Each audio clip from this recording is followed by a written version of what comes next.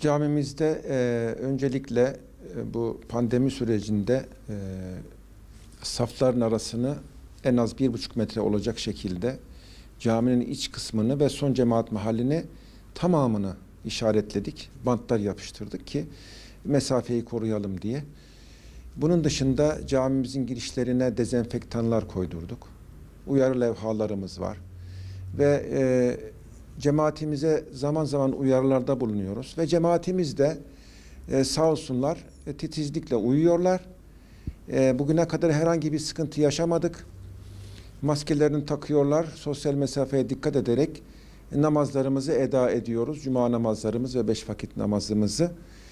Tabii Sağlık Bakanlığımızın, devletimizin tavsiyelerine uymamız gerekiyor. Çünkü onlar uyarıyorlar. Bizler de mümkün olduğu kadar namazlarımızı özellikle hadır usulü dediğimiz daha biraz seri okuyuşla eda ediyoruz. Yani cemaatimiz namazını eda etsin, kılsın ve camimizden huzur içerisinde ayrılsın diye gerekli bütün tedbirleri alıyoruz. Zaten dinimiz öyle güzel bir dinimiz var ki elhamdülillah.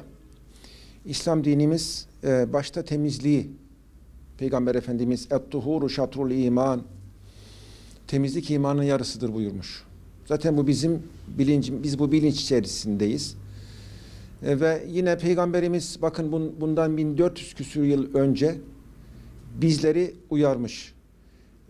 Veba salgını olan bir yere hiç kimse girmesin, oradakiler de dışarı çıkmasın gibi ta o zaman uyarısı olmuştur.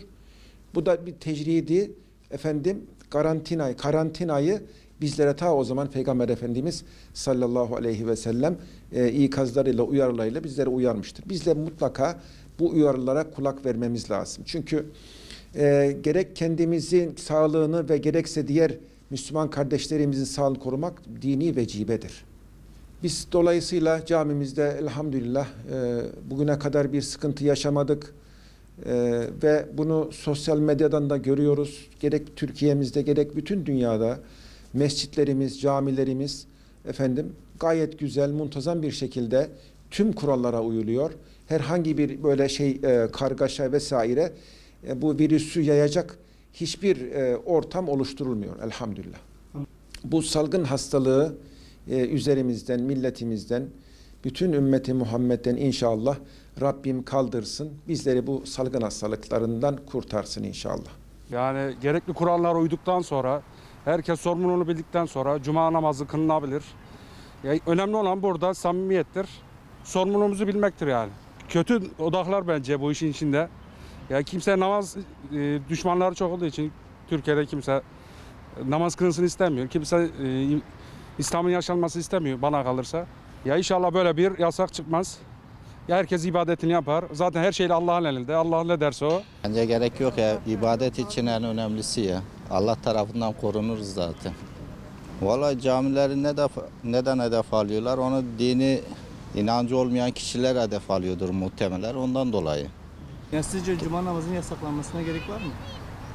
AVM'ler kapanmıyorsa cuma namazları hiç kapanmaması lazım. Zaten normal bir şey değil. Mesafeyi koyduğun zaman, maskeni taktığın zaman cumanı da kılabilirsin. 1,5-2 metre yapın, yine cumanızı kılın. Yasaklanması bence saçma. Cuma namazının devam etmesi lazım. Tabii İslam karşıtı insan çok. O yüzden dikkat etmesi lazım herkesin. Diyanetin dikkat etmesi lazım. Ülkemizin, Cumhurbaşkanımızın dikkat etmesi lazım.